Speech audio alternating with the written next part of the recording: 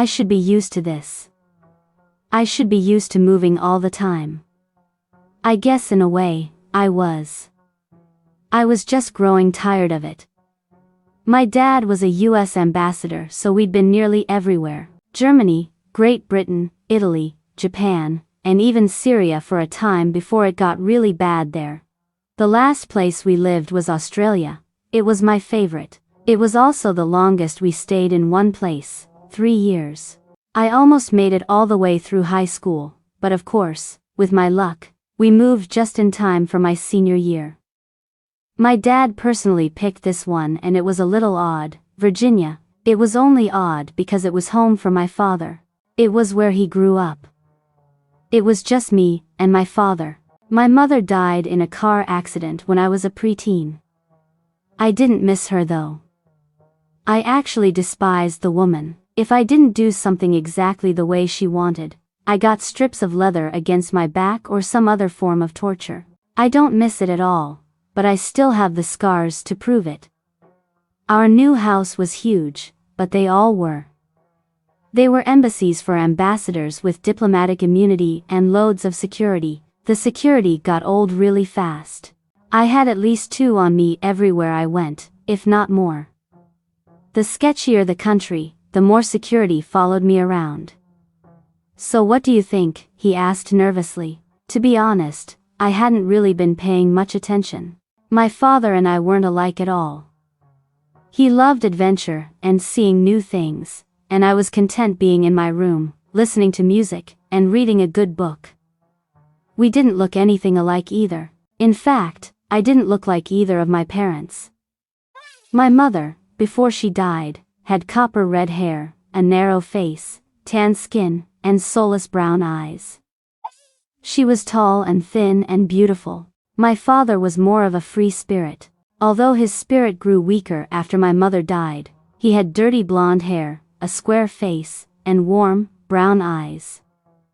Compared to them, I was sure I was adopted. I had jet black hair that was thick and slightly curly, unlike my parents' straight hair. My eyes were silver, almost eerily. My face was heart-shaped, I had dimples, and my skin was almost translucent. I was so pale. I looked at the house, re-looked at it. Every embassy had the same structure and setup in every country, except this one. It was made primarily of red brick that was darker and lighter in spots due to age and weather. There was a roundabout in front of the house with a water fountain in the middle. There was a set of white, double doors, and windows lined the front of the house like giant soldiers. The top of the house had the typical American dark paneling on angled roofs that pierced the sky at different heights. Thick trees lined both sides of the house. I didn't see any concrete walls or watchtowers. This wasn't an embassy at all. My face scrunched in confusion as I looked to my father. What's going on? I asked, knowing immediately that something was wrong with this picture. Ambassadors didn't do stations inside the states, and this wasn't a secure building. I knew he'd already shipped most of my stuff here, but where was here exactly? I know you're tired of moving all the time, and you're almost 18 years old now, so, you're not going with me to my next station. You're not going to a private school either. You're going to live with your grandparents here, and go to the local school. My next station isn't here, but you place is, he tried to explain. So, what? You're just dropping me off with grandparents I've never met before, in a place I don't know, and you're just telling me this now, in front of their house? I asked, my voice rising with every word. I had a tendency to talk faster, louder, and higher the more upset I got, and this was one of those times. My blood was boiling, and I knew my face was red with anger. For the majority of my life, it had just been us. Yes, we were different, but my father was my rock. He was my best friend. He was the only one I relied on to be there for me, and he was just leaving me behind. I felt betrayed. I'm sorry. I tried to tell you, but I couldn't. It kills me, not being able to take you with me, but you can't go where I'm going. I made a deal with your mother. I promised her that you would be here when you turned 18, and it's that time. Patrick and Nora Wilders, your mother's parents," he explained with his head hung and shoulders hunched. I still felt like he wasn't telling me everything. No. No way. "I'm not staying with the people who raised the devil herself," I argued, crossing my arms. He growled lowly at me in warning. He did that often when I stepped out of line, but it didn't really affect me this time. I wasn't going through this again. I wasn't going to stand for it. I wasn't going to live with the people who created my nightmare. My father sighed heavily, his facade falling away with the breath. He looked tired and old in this moment, like he'd been putting on a face for my sake, but he couldn't keep it up anymore. His face looked paler and wrinkled. He looked older than he was. He was worn down. "Not Evelyn, your real mother, Rebecca," he admitted hesitantly. My mouth hung open slightly in shock.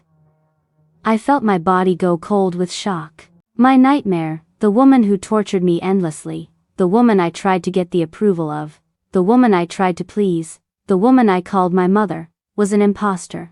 "You just let me believe she was my mother," I breathed as tears stung my eyes. "She tortured me endlessly and you did nothing. And you want to drop a bomb like this as you're dropping me off at my unknown mother's parents' house? Now, really?" I yelled at him as my anger melted my shock. "I know, and I'm sorry, but there was a reason for everything. Evelyn was a necessary evil. I know you hate me for this right now, but you'll understand eventually, in due time," he said quickly, finally looking at me with glossy eyes and guilt riddled all over his face. A couple appeared on the porch, watching us, waiting for me. I looked just like them. The woman, who I assumed was Nora Wilders, my grandmother, had the same dark thick hair and dimples. She was dressed in a blue sweater and jeans. The man, Patrick Wilders, my grandfather, was in a button-up, plaid shirt and jeans. From this far, I calculated that they looked too young to be grandparents. "I loved your mother more than you could ever know. She was my soul and my heart, and I made her a promise. I took care of you as best as I could without her. I know you don't understand what Evelyn did. I know it was cruel for a child, but you survived. You owe your life to her. I know you don't understand now, but you will soon," he said as his tears finally fell. I felt the feeling of defeat coming off of him in waves. The man who raised me gave off the impression of being full of life and adventure, but this man before me now was different. Now that the kid goggles were off, I could see that he was hollow and broken inside. My dad always said I was an empath. I could easily sense the mood of others around me, and all I felt from him at the moment was emptiness and guilt. I tried to sympathize. I tried to see it from his side, but I couldn't get over my own feeling of betrayal. "You lied to me my whole life," I accused him in a calm tone as tears rolled down my face. He was only an inch away from sobbing himself. The car felt too small, too confined, too sad. "Maybe it's best to get some space from you right now anyway," I said as I pushed the car door open. The air held a brisk nip that I wasn't ready for. My short-sleeved shirt and jeans felt paper-thin as the wind ruffled my hair. I wiped the now cold tears from my face before going to grab all two of my bags from the trunk. With us always moving, I learned how to pack light. Plus, the rest of my things were already here, probably in a closet somewhere. "Danny," my father begged as he got out as well. I ignored him as I started towards the couple who was still watching us. "I'll see you whenever you decide to come back," I threw over my shoulder as I decided that I'd be better off without him. The woman smiled softly before she hugged me tightly. The gesture was heartfelt and meaningful, like a prodigal child was returning. I guess to them, that was exactly what was happening. I felt her love and sympathy leaking through her. I dropped my bags on the ground and hugged her back, craving the comfort and warmth I so desperately needed at the moment. "Oh, Daniella. I know you don't know us yet, but we're going to change that. We haven't seen you since you were a newborn," the woman blubbered. I could feel her tears against my cheek. Her body heat radiated off of her in a calming way. It protected me from the chilling wind. "Nora, the child is probably cold," Patrick said. Nora sniffled before she let go and brought me inside. Patrick picked up my bags and set them inside the door before going back outside, probably to talk to my father. Nora rushed me into the house and sat me down on a plush brown couch before sitting on the coffee table in front of me and rasping my hand in her own. Being this close, I noticed her eyes were a sky blue with flecks of silver, the same silver that consumed the whole of my irises. At least now I could see where it might have come from. She didn't say anything. She just sat there, holding my hand tightly and staring at me like I could disappear at any moment. I could feel every emotion she felt. It hit me like a wave at high tide, her eyes intense and focused on every feature I possessed, comparing them to my mother's. My concentration broke and I jumped when the door slammed. Patrick came into the room and saw us just sitting there. Nora's eyes were still on me as I looked at Patrick. He looked sympathetically to his wife as he released her iron grasp on my hand, breaking her emotions from me. "Love, you're scaring the poor girl," Patrick said as he took my hand and placed it gently on my own lap before letting go. He smiled warmly at me. His eyes were a green color with flecks of gold. Patrick's hair was brown, but graying slightly. His skin looked like he was in the sun often. "I'm sorry. Did you want tea, or soup, or hot chocolate, or water, or anything?" Nora asked as she stood quickly. I shook my head. I looked between the two of them and offered a small, awkward smile. "At least I know where my looks come from finally," I said, trying to break the awkward silence with a shrug. Nora's face lit up as she went to retrieve something. Patrick squeezed my shoulder gently as Nora came back with a picture frame. She looked at it with a face of sadness and love for a moment before she turned it for me to see. "Rebecca Grace. She was your mother," Nora said, handing me the picture. The wood of the frame was old but well taken care of. In the frame was my father and what I knew now was my real mother. My mom was draped over the back of my father as they smiled at the camera. Her black hair shined with a dark brown undertone brought out by the sun's rays. Her heart-shaped face held a wide smile of her full, pink lips, showing off her one dimple. The slits of her eyes hinted at a blue or gray iris. The crinkles on the side of her eyes suggested that she was laughing. Her sun-kissed, porcelain-like skin was flawless as she wore a white sundress. She was stunningly beautiful. My father looked like a completely different person. He looked completely in love like I'd never seen him before. He looked happy, truly happy. I think this was the first time I'd ever seen his smile reach his eyes. He put on a good act, but as I got older, I started noticing it more and more. I started noticing how sad he really was. Maybe I was too hard on him. He did have to raise me by himself. But he kept my real mother a secret from me, and I was still very upset about that. "She's so beautiful," I said out loud. "And you look just like her," Nora said. I smiled lightly, content that I at least knew where my looks came from now. "She passed away in childbirth, but she made your father promise to take care of you and bring you back here before you turned 18. You were everything to your mother. She chose your life over her own," Nora said solemnly. I could tell that they loved me mother very much, and missed her greatly. I felt guilty for being the one who ripped her away from them. No parent should have to deal with the pain of outliving their child. "Come on, we'll give you a tour of the house and then you can get some rest. You already missed the first few months of school here, but we enrolled you in Roosevelt. It's the local high school. Everyone from our quiet little town goes there. And our family has been going there for generations," Patrick said as he stood. I had to admit, I was a little nervous. Being an ambassador's daughter, I never actually went to a public school. I was always going to private institutions with other ambassadors' kids and kids of CIA operatives and whatnot. Public school would be new to me. I handed the picture frame back to Nora and stood to follow Patrick around the house. The house was big as far as regular homes go. It was warm and welcoming though. I didn't feel out of place or foreign. I felt right at home. We ended the tour at my room. The walls were painted a dark blue. The room was spacious with cherry wood furniture. The bed sat against the middle of the wall on the left. The duvet was a portrait of two wolves on the edge of a cliff, howling at a full moon. It was artistically beautiful. There was so much detail. It looked so real.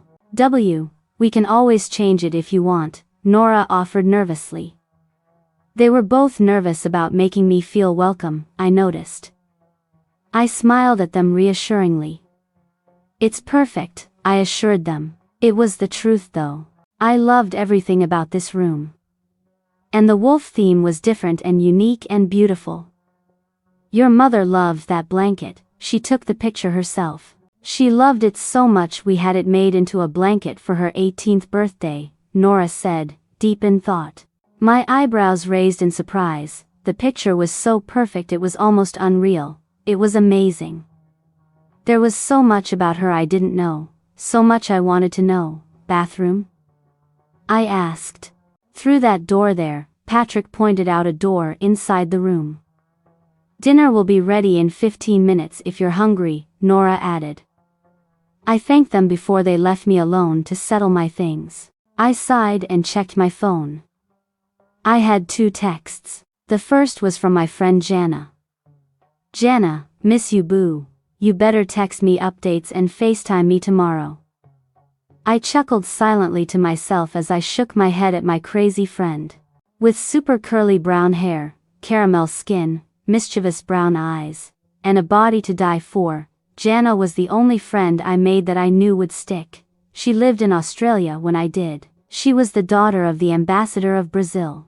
There was a lot of space between us, but I had a feeling that it wouldn't restrict our friendship much. The second text made me frown and worry.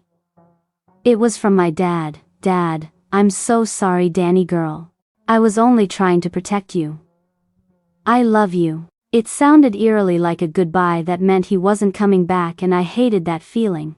I called and it went straight to voicemail. Even though I was mad at him, I still loved and cared about him.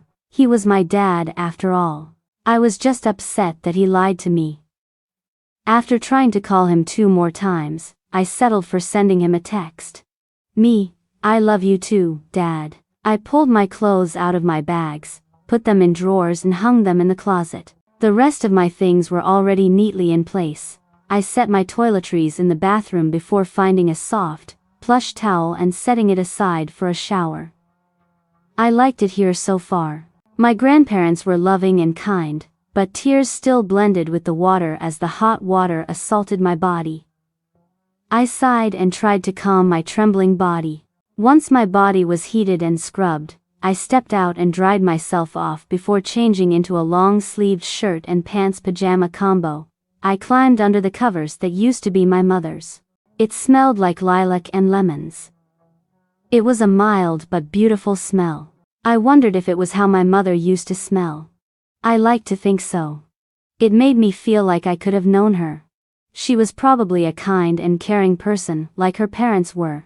I smiled gently and closed my eyes with every intention of taking a short nap before dinner. Daniella, wake up, you're going to be late for school. Nora's gentle voice traveled to my ears. I shot up with a short gasp. I'd been tossing and turning all night with nightmares. I dreamed of my father driving his car straight off a cliff and into a river. It was like I was there with him. It was like I was him. I felt his depression, his sadness, his anxiety and guilt. I felt the moment when he decided that he'd done his job and kept his promise and life wasn't worth living anymore without his true love. I felt his loneliness. I saw him veer the car into the freezing river. I watched as the car fell under the light layer of ice and started to fill with water. I felt him inhale the water and accept his death. As things started blacking, he was content. He wanted to be with my mother. His soulmate. I relived the dream over and over until Nora woke me. It was painful to watch and feel. I didn't even realize I was crying. My shaking breath and runny nose provoked me to touch my cheek and feel the tears. My new room slowly came into focus. Are you all right, dear? Nora asked me, worried. Her gaze was focused in on my eyes as she stared at me in wonder and worry. She was rubbing my back in a comforting manner. I sighed and buried my face in my hands for a brief moment. I just had this nightmare about my dad, I admitted when I finally looked at her. I told her all of it. By the end, I was in tears again. She rested my head on her chest as she rubbed my back. I'm so sorry, Danny. I know that your mother's passing was the hardest on you, Father. After your mother passed, he disappeared with you, but as you can see, he kept his promise. Losing a soulmate can make someone lose the will to live, she sympathized. I was confused and more scared than before. But it was just a dream, right? I asked. She nodded. Of course, sweetheart. No one can know the future. Maybe you were subconsciously picking up on your father's mood and your brain created a worst-case scenario, she said before she stood with a sigh. The school is only a 15-minute walk normally, but I'll drive you since it's winter and the temperature is only going drop. I'll drive you until it gets warmer. Dress warmly, Nora said, changing the subject before she left my room quickly. I was sensing a major diversion there, but I let it go and got up to get ready. I didn't want to be late to my first day of school. I quickly got dressed in a red sweater and jeans with a leather jacket and gray scarf. I left my hair down for fear of making my ears beat red and on display. My pale skin made it really easy to see where my blood was flowing to. I tried tanning and makeup, but it was too much effort, and half the time I would just burn a brighter red. I didn't bother with makeup. My long, thick eyelashes were pitch black, standing out just fine on their own without any extra help. My cheeks turned red if the wind blew the wrong way, and my semi-full lips were always pink. Chapstick was all I used. It saved a lot of time. I jogged down the stairs and helped myself to the breakfast Nora prepared, eggs and bacon on bagels. I skipped on the eggs and bacon, though, because I was a vegetarian. I spread cream cheese on a bagel and opted for some of the oatmeal sitting on the stove. Patrick watched my choices with confusion. You don't want any bacon or eggs?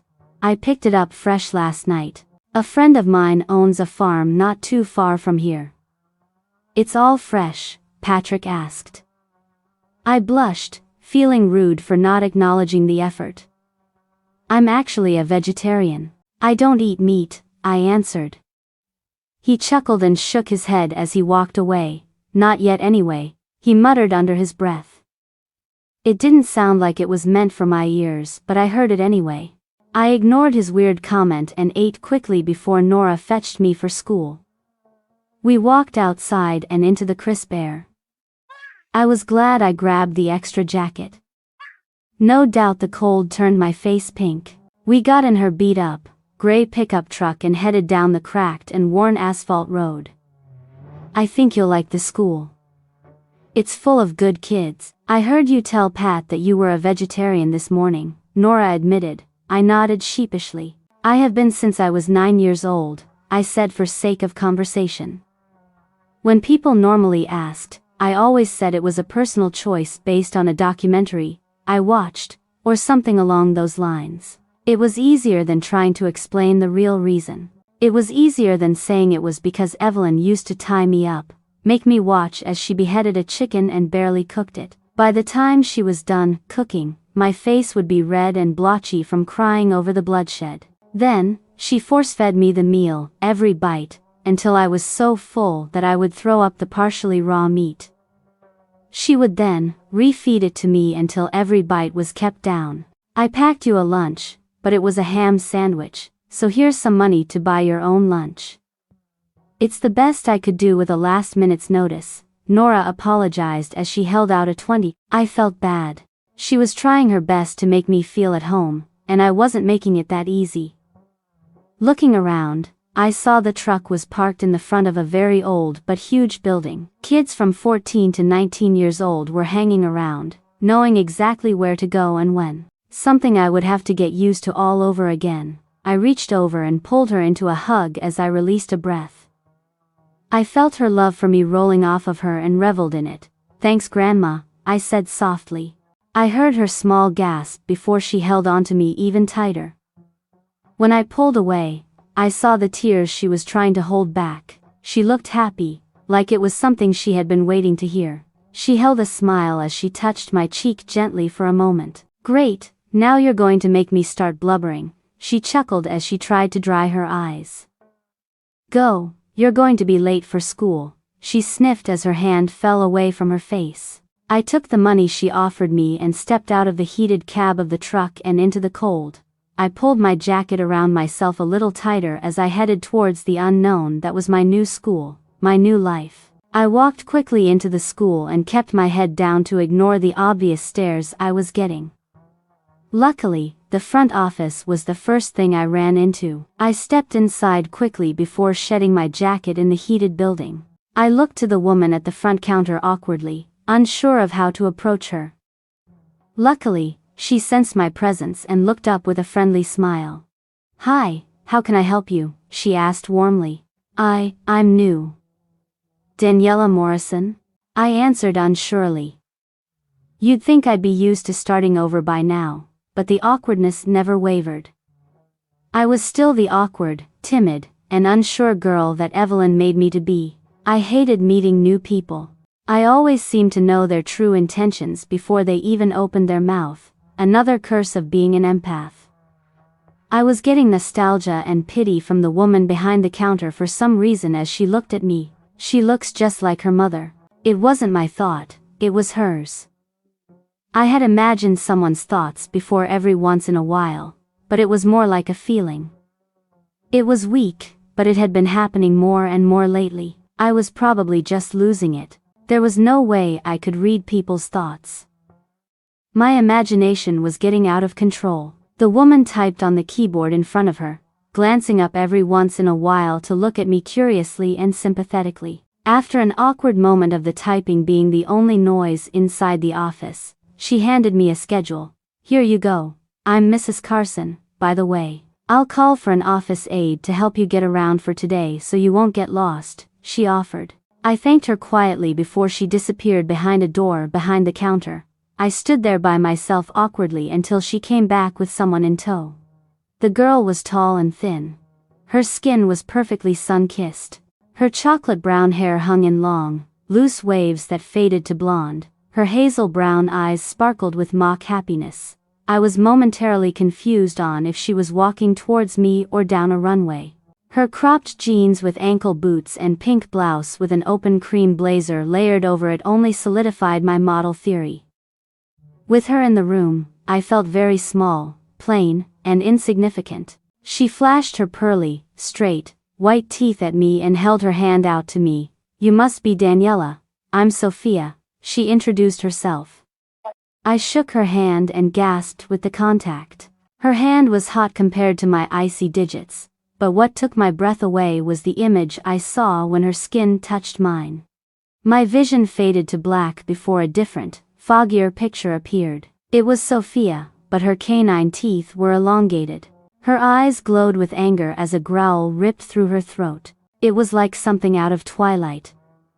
Although there were no imagined thoughts, the message and feeling were clear. She saw me as her competition in this school, someone to embarrass, get rid of, or isolate. I released my hand from hers quickly as I took a step back. I still couldn't see anything but black, but it was slowly starting to fade back to normal with the exception of a fog around reality. Mrs. Carson and Sophia were staring at me in a sense of wonder, confusion, and fear. They were staring directly at my eyes. I could feel my cheeks and neck heat under their stares. "Your eyes," Sophia breathed in disbelief. I turned and stumbled out of the office and into the nearest bathroom with my schedule in hand. The fog didn't let up on my vision as I went to look at myself in the mirror. My head ached slightly but nothing too major. The girl in the mirror was a replica of me, except her face was flushed red and her eyes had no pupil, the vision of haze. The eyes only reflected a glowing full moon. All the way down to the darker gray areas that held the moon's craters. I didn't understand.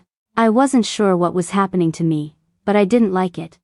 I'd never seen a person's intentions in a literal vision before. I'd never seen them so clearly and in pictures. I took a few deep breaths and splashed a little water on my face before staring at the girl in the mirror again. The leftover haze faded, turning my moon-like irises back to their abnormal silver color. One thing was certain though. It happened when I touched Sophia. I stepped out of the bathroom with the intention to find everything on my own after the front office fiasco. I did not want to be noticed at this school. With only 1 year left, it was my goal to go on invisible, which inevitably meant that I had to stay the hell away from Sophia. She wanted to embarrass and destroy me. With one look, her mind was made up, and with one touch, so was mine. I looked down the empty hallways and went in the direction I was pulled to hesitantly. I normally trusted my instincts, but after this morning, I was a little cautious. This town was screwing with me. I could always find my locker and ask someone for help later. After walking down a few hallways, I found the first door that matched the first block on my schedule. Knowing all eyes were going to be on my late entry, I pulled my hair around my face to hide it before taking a deep breath and pushing the door open. The teacher's hand froze in mid-air with a marker in his hand as his eyes diverted to me. "Ah, Miss Daniella. I've been expecting you. I'm Mr. Willis. Take any open seat," he said before turning back to writing on the whiteboard. It was history. First thing in the morning. Just perfect. I turned to the class to look for an open seat. I saw the looks of wonder and curiosity. I was getting a lot of feelings from a lot of people. I kept my head down and took the open seat in the very back. I pushed my hair further in a curtain around my face and stared at my desk while keeping an ear on Mr. Willis' lesson. "Lilac, sea breeze, and lemon," the guy next to me muttered to himself as he inhaled deeply. "Excuse me?" I asked quietly as I peeked over to look at him. He was already looking at me. His eyes held mine. Warm amber irises, damn near took my breath away. My eyes moved to the rest of his face.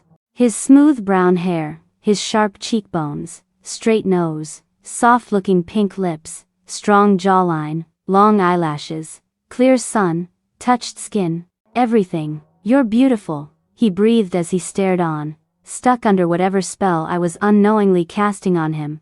He blinked in realization as a faint blush touched his cheeks. He turned away from me and faced forward again. He looked confused as he blinked at his desk.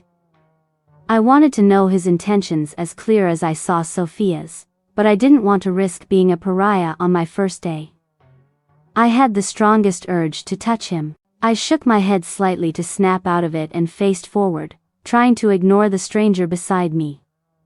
As soon as the bell rung, I shot up to leave. The sooner I got out in front, the more of a chance everyone would just see my back. The guy next to me grabbed onto my arm to stop me, but his hand slipped down my sleeve and touched the skin of my hand. He held onto it, skin on skin. I gasped as my vision went black like it did in the front office. Before it got too out of control, I closed my eyes, not wanting to draw attention to myself in case my eyes changed again. I tried to tug my hand out of his, but it was no use. "I just want to talk to you." His voice faded from my hearing. The new picture faded into my vision like a movie. It was him. He was laying with me under a canopy tree in the middle of the forest. We had a picnic blanket underneath us in the sunset. The back of his fingers stroked my cheek, sending chills all over my body. I couldn't help but smile at him. He kissed me gently. His lips were soft but eager. The kiss filled me with love and lust. He cared for me. The smell of pine and mint leaves surrounded me, causing me to relax. It was coming from him. "I love you, Danny. We're meant to be together, you know that." He smiled at me adoringly. The vision version of myself smiled back at him as her hand ran through his hair and she nodded. "I love you too, Liam," she said, and she meant it with all of her heart. She was drawn to him, made for him. She felt closer to him than anyone else in her entire life. His hand trailed down and pierced through her chest, wrapping his fingers around her literal heart. She gasped with shock as it felt like she had the wind knocked out of her as she stared at her love. He watched confused at her brokenness. "I never meant for this to happen," he whispered sympathetically at the pain he could have prevented. He ripped her heart from her chest and stood with it as he squeezed it tighter between his fingers. Sophia appeared and pulled him away as she lay there bleeding with her heart still in Liam's possession. He took it with him, as he laced his other hand with Sophia's and walked away from her. He felt bad, but not bad enough to fix it. I gasped as the vision ended and I was thrown back into reality. My vision going back to black. The guy, that I now knew was named Liam, still had his hand on mine. I knew his curiosity and interest and understood what he would do, consciously or not. He would love me. We would love each other, but he would unknowingly, and maybe even accidentally, hurt me emotionally. I opened my eyes to look at him, only to realize my vision was still fogged. He was stunned immediately. "Your eyes," he breathed, "my eyes." I forgot about the moon-like eyes. I turned away from him quickly and blinked, while rubbing my eyes until the fog went away completely. I blinked a few times, to readjust my sight. It felt like I was in the beginning stages of a migraine. "You. Stay away from me, Liam." "I'm serious," I said. He was confused. "I never told you my name," he noted. Crap, he was right. I broke my hand from his grasp while he was distracted. I had no excuse for knowing his name, and telling him that my vision told me was just crazy. I shook my head slightly before I rushed out of the classroom. These visions were getting out of control. I felt, in my gut, that there was truth in what I was seeing. I didn't know what they meant just yet, but I knew that one felt too real to risk letting it come true. I had to be more careful. If what I was seeing was real, or even an exaggerated version of what was to come, it wouldn't help my low profile at all. And the headaches that accompanied them weren't too pleasant either. I released a breath when I was safely hidden in the crowd. I paid attention to the locker numbers and found the pattern leading to my own locker. Glancing at the paper, I unlocked the lock attached to the metal rings holding the locker shut with shaking hands. I opened it to find a blank canvas of a locker. The blue paint was chipping, and the rust collected in the corners and on the shelves. I felt a little silly when I realized that I had nothing to put in the locker except my jacket and scarf, but I figured I could stare at the blank space until my hand stopped shaking at least. I stared at it another moment before I felt a tap on my clothed shoulder. I still jumped back slightly anyway.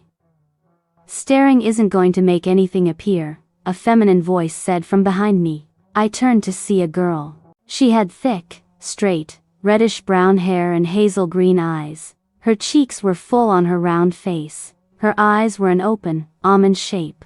She was very pretty with a curvaceous figure that hid under draping clothing. She smiled warmly at me. "I'm Maya," she said as she turned to open the locker next to mine. I could feel her intentions strongly from where I stood without touching her and, thankfully, without visions and episodes. She just wanted to be friendly to the new girl. "I'm Danny. I have a feeling that this school doesn't get new people often," I said, making conversation to distract myself from my own problems. She chuckled and nodded as she switched her books out, a huge yes on that. Normally, there's a whole process to even let an outsider join the pack, but everyone knows who you are. "You look just like her," Maya said. I didn't quite know what to think of her words. "Her?" I asked as I leaned against my closed locker and gave her my full attention. "Rebecca Wilders. The former Beta's daughter. She was the most gifted healer the town ever had. They mourned her death for a long time. Her picture is still in the meat house," Mia explained nostalgically. I knew she couldn't have known my mother personally. She couldn't have been much older than me, but she talked about her like she did. Beta? Healer? Pack? This town was starting to sound more like a cult than a town. I would have to remember to stay away from the water. Beta? I picked out. Maya was still smiling until she looked at my confused face. Her smile dropped as she gave me her full attention. "You didn't know your grandfather was a former Beta?" she asked. "I don't even know what a Beta is," I answered in confusion. She looked shocked and stunned at the same time. "Oh my God. Have you even shifted yet?" she asked. This did nothing to help my confusion. "Shifted?" I asked. She looked like she was about to pass out with how fast the blood drained from her face. "You really have no idea," she breathed. She shook her head and turned back to her locker. "Forget I said anything," she muttered, trying to brush it off. My curiosity had already been sparked and I wanted to know what she was talking about. I wanted to get inside her mind. I was tempted to try touching her, but I wasn't even sure if that's how it worked. I didn't even understand yet what this thing was or what I could possibly be exposing with my eyes. For all I knew, it could be dangerous. I would have to ask my grandparents when I got home. I smiled a little to myself, momentarily distracting myself with thoughts of my newfound grandparents. A lot of time was lost, but they seemed fully intent on making up for the lost time. I felt his eyes on me before I actually saw him. When I turned, I saw them. Sophia was holding his hand as she laughed at something the friend next to her said. I couldn't hear anything, not even the regular noises of the hallway. I couldn't see anything anymore either as everything faded away except him. It wasn't like a vision, but more of a moment of infatuation as his eyes locked on mine. Sophia diverted his attention and the rest of the world came back into focus. I released a breath I didn't even know I was holding as I blinked hard and turned back to my locker to catch my breath. I felt slightly sick to my stomach. Whoa, what was that? You know Alium? Maya asked. No, I answered a little too quickly. I wouldn't get in between those two if I were you. Liam and Sophia have been together since they were in elementary school, Maya warned. Trust me, I'm staying as far away from Liam as I can, I assured her quietly. What's your next class? She asked, changing the subject. She leaned over to look at my schedule. Math with Hamilton. You're in luck, I have that class right now, too. It's right down the hall, she said with a smile. She hooked her arm with mine and led me in the right direction. Maya seemed like a genuine person. She was my only friend here, at least for now. We entered the class and Maya sat me next to her in the middle of the classroom. The bell signaled the start of class. After my math class, we had lunch.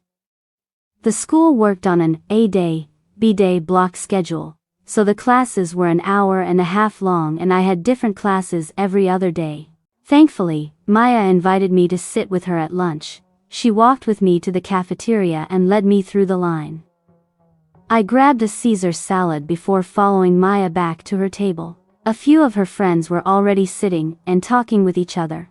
Maya introduced everyone before we fell into comfortable chatter. I poured the dressing on generously before taking a bite. Maya eyed my food confused. You're not one of those health nuts, are you? Maya asked jokingly. I chuckled and shook my head. I'm a vegetarian, I answered. Her friends at the table stared at me in confusion. What was with this town? It was like they never met a vegetarian before. I never thought I would see the day Maya's friend, Caden, started before he stopped abruptly to glare at Maya. She kneed him under the table before he could finish his sentence. Caden was a simple soul, eat, sleep, repeat type. She doesn't know, Maya muttered so fast and so quietly that I almost missed it. I wanted so bad to know what she meant by that, but I felt frozen when I felt him. The hairs on the back of my neck pulled in his direction like a compass. I felt him approaching, but I didn't dare turn around. Hey guys, Sophia's voice chimed. They sat at the same table across from me. Sophia smiled, touched Liam every once in a while, and held up a steady conversation with the table. She must have been a first lady in a past life. I tried to keep my eyes on my food as heat crept into my cheeks, but I could still feel his eyes on me. I hated the way I felt. I wanted to break every finger of hers that touched him. I had no idea where this possessiveness was coming from. It was unwarranted. It took me by surprise.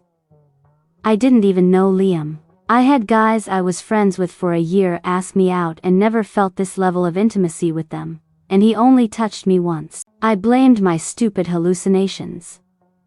Definitely drinking bottled water from here on out. Sweetie, Sophia said, turning his chin and taking his eyes off of me. I released a breath I didn't even know I was holding. "Did you hear me?" she asked him. Curiosity got the best of me and I peeked up just in time to see her move a strand of hair out of his face affectionately. I felt the urge to growl like my father would to me when I was getting out of line. It didn't make any sense. Liam's eyes shot to mine. Those amber globes were full of guilt and conflict. He knew something was going on too. At least that was confirmation that I couldn't completely be making it up. I looked away first. "So, Daniella, the eye thing, have you always been that weird or is it a recent development?" Sophia asked, turning her attention to me. She didn't even try to hide her bitterness. She was leaned towards me with her chin resting on the palm of her hand and a smile painted on her face. By the way she looked and her tone, you would think she asked if I wanted to be her bridesmaid. The jealousy was coming off of her strongly, even from where I was sitting.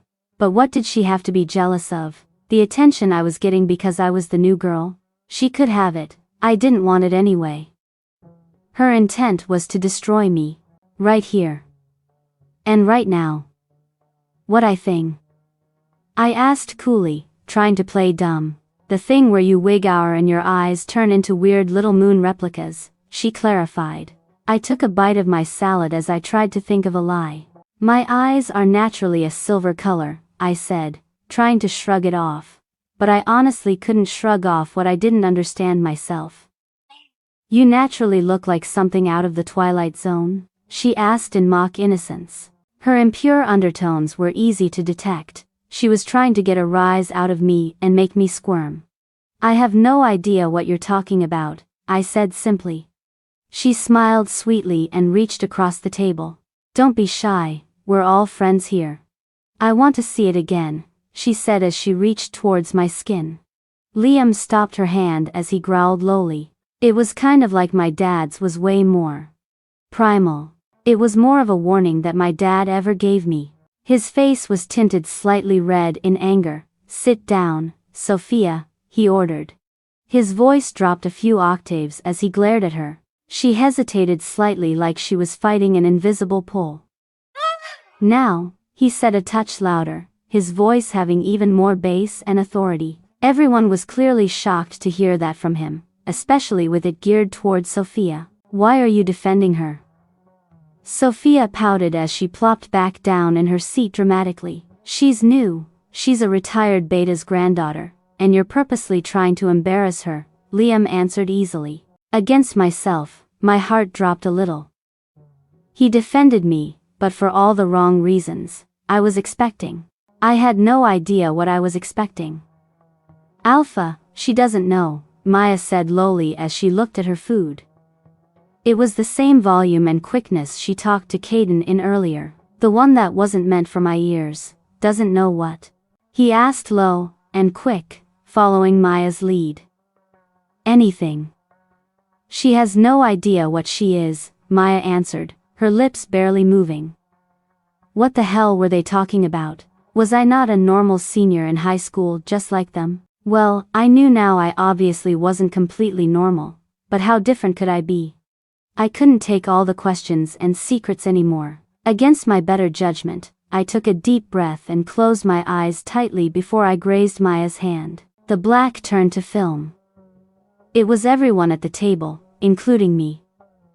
They were standing naked in a bare spot in the woods. Suddenly, their bones started snapping as they all morphed, bringing them all to their knees. I kept the surprised scream I wanted to let out on the back of my throat, for sprouted faces morphed and changed until there were wolves on all fours instead of naked people on 2 feet. Liam was the largest, he led the group, the alpha.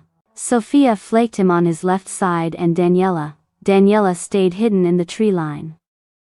Only her silver eyes giving her away. The vision faded away to a black glassy haze, leaving a heavy throbbing pain in my head. I dropped my hand into my lap and waited for the haze to disappear completely before opening my eyes. Everyone had moved on with their conversations until I brought attention back to myself by shooting out of the chair and backing away from them. What the hell? I breathed as I looked at the table full of werewolves. Liam was the first to stand as he approached me. With every step he took towards me, I took one away from him. He was trying to touch me, and I couldn't let that happen. He was a freak. They were all freaks. I was a freak. Liam wanted to comfort me and explain, but he was unsure of himself. He was frustrated at his unsureness. There was also want. He wanted me, but he was conflicted because he had Sophia. Eventually, it turned to knowing. You know, don't you?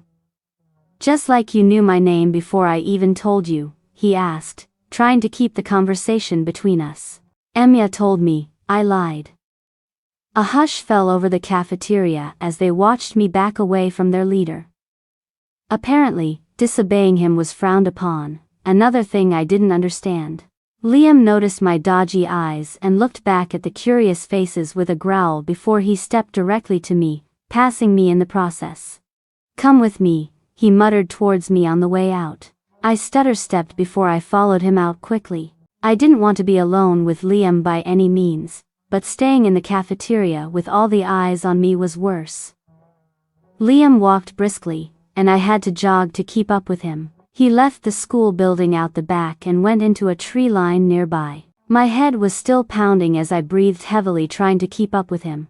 Physical activity wasn't my strong suit and gravity wasn't my friend, so I more stumbled after him than jogged. The cold wasn't helping either. Even after walking for a few minutes, he continued, "Okay, stop." I yelled at him, shivering. My coat and scarf were still in my locker and I was completely vulnerable to the ice winds. He stopped and whipped around to face me, catching me off guard. I ran right into him. The hairs on my arms reached for him, even in the cold. I could feel him all around me. He tried to catch me, but it only made me freak out even more as I tried to get away from him. "Don't touch me," I said, falling onto my butt. He huffed out a breath before crossing his arms and watching me stand up on my own. He grabbed my clothed arm as he stood in front of me. "What are you?" he asked firmly. "What am I? What are you?" I retorted in frustration as I pushed him away from me. He growled low in warning as his canines extended further down. "Never push me away," he warned. I was too stunned to argue back. Stunned and scared. I'd never seen anything like that in my life. Well, once. Just like Sophia, I breathed out before my brain could tell my mouth not to talk. That only made him angrier. "Sophia growled at you?" he asked, getting even angrier. I sighed and shook my head as I crossed my arms over my chest in a lame attempt to get warm. I really hated the cold. Yes, no. Not really.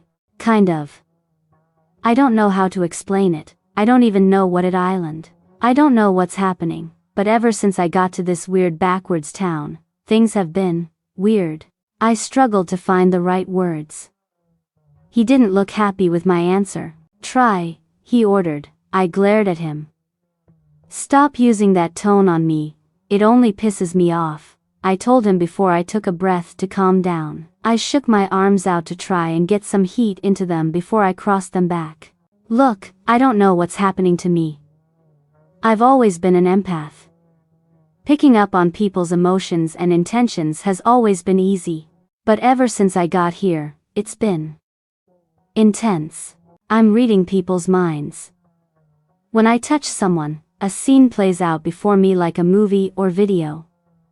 My vision hazes, my eyes go weird, I get these pounding headaches," I admitted, just ranting for the sake of getting it out at this point. The first person I touched today was Sophia. My scene of her portrayed her as feral and vicious. Her teeth extended like yours just did and she was glaring and growling at me. The scene wasn't clear-cut in the picture it showed, but the meaning was clear to me. She was jealous of me, for reasons I don't get at all, and she wanted to destroy me at this school. I finished. I turned away from him and ran my fingers through my hair and tugged on it slightly as I tried to make sense of it. The more I tried, the less I understood. Nothing was coming together. "What did you see when I touched you?" he asked, calmer now. I hesitated and began chewing on my cheek. It was a really bad habit of mine. I felt urged to tell him, but it was embarrassing. I couldn't look at him. I was compelled to tell him. I wanted to get it off of my chest and see, once and for all, if I was imagining it. We were laying in a forest.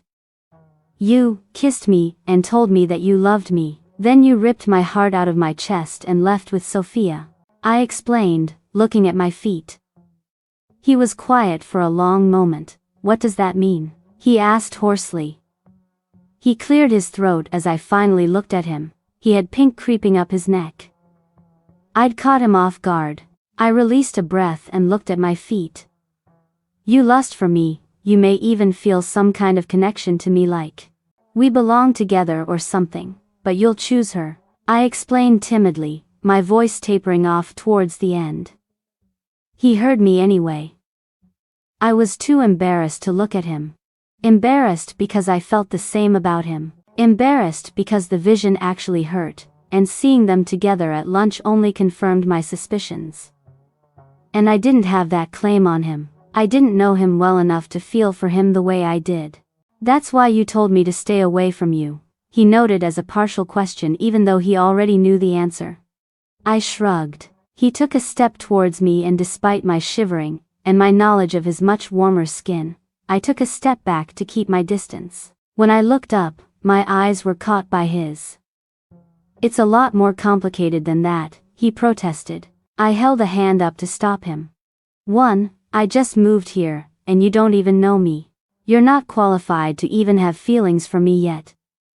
Plus, you're with Sophia, and I get that. 2. I may not know what's been happening with me lately, and they've never come like this, but my gut is always right when it comes to someone's emotions and intentions. It's never been wrong. It told me you were with Sophia before I even knew your name. I'm not stupid, Liam. I know you love her, and I don't care. It's none of my business and it doesn't bother me at all, I said. The last part was a lie, but he didn't need to know that. How does it work? He asked after a moment, changing the subject. I shrugged. Honestly, I have no idea. They didn't start happening like this until today, I admitted as I tried to warm my arms. We were both silent as we avoided eye contact. Liam didn't seem to even notice the cold. And you seriously have no idea what we are? What you are? I can smell the wolf in you. How have you not shifted yet?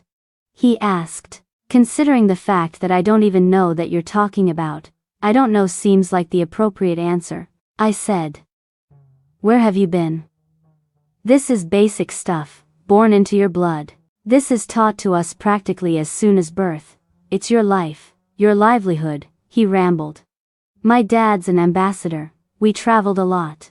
I never stayed in one place for more than 3 years. I didn't even know my real mother's name until yesterday, so cut me some slack, I snapped at him. His defense softened. I'm sorry, he said softly and sincerely. I shook my head. It was all I could do. It was a different conversation for a different time. How old are you? Exactly, he asked. Almost 18, why? I asked. Because you haven't shifted yet and that's typically something that should have happened already, he answered. Maybe I could try to show you by touching you, or something, he asked, holding his hand out towards me. I looked at it unsurely as I readjusted my arms. My breathing created a small cloud in front of me. I don't even know if that's how it works, I said. He only shrugged. Then it can't hurt to try, can it? He countered. I didn't want to touch him. He'd already seen my eyes change before and knew everything, so why was I hesitating? I didn't want to feel hopelessly drawn to him like before. I sighed before I gave in and took his hand in mine. I gasped as the picture changed rapidly this time. I was thrown into a warmer day in a different part of the forest. The sun was shining down, warming my skin with its rays. The birds were quiet. There was Liam, too, but he was much younger. Maybe around 8 years old. He was with his father, a clone of him. Liam groaned in pain, his bones cracking slowly, one at a time, his body demanding him to morph into a beast. He was screaming, crying on his knees, grasping the dirt that couldn't save him. "You're fine, son. It's the most natural thing in the world for us. Don't fight your wolf, it's only going to make it harder. Embrace it, son. It's a one-time pain," his father instructed him as he circled the poor boy.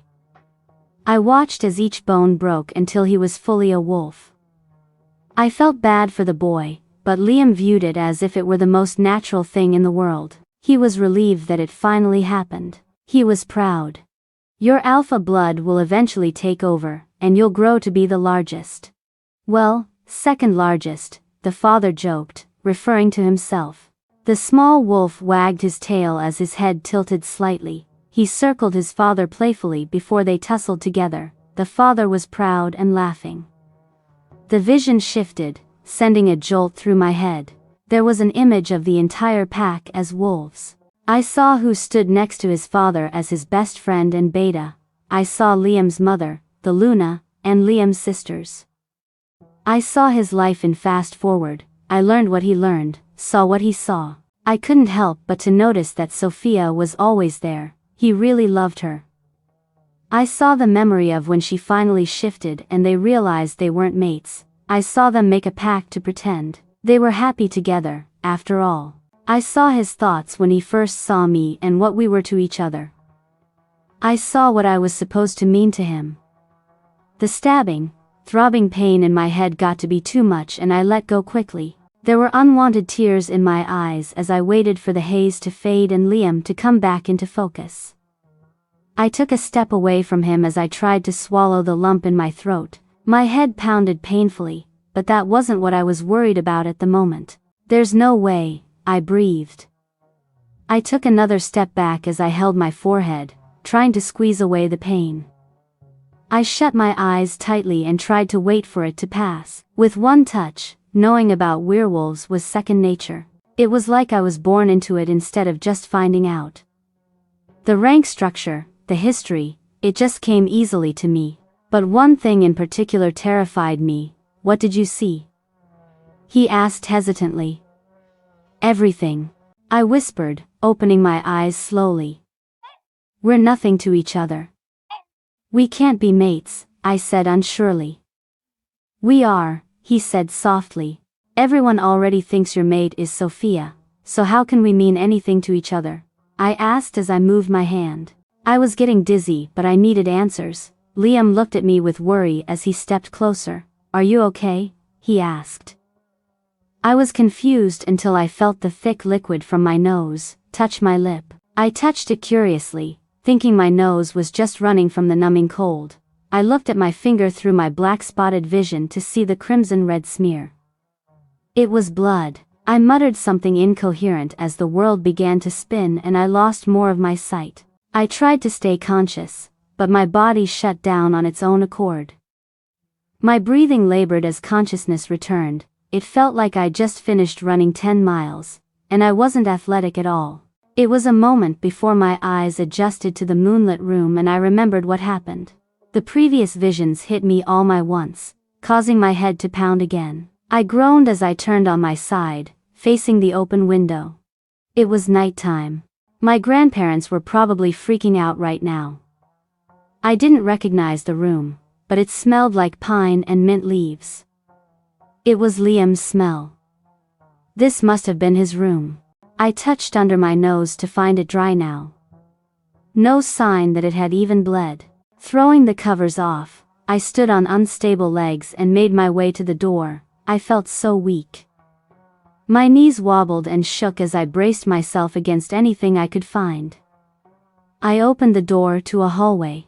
I used the wall to support me as I went to the end of the hallway and found the stairs. I took it one step at a time and by the time I hit the bottom, I was panting again. I rested a hand on my knee and the other on the railing. "Daniella?" Liam asked before I felt his hand on my back. Pine and mint leaves.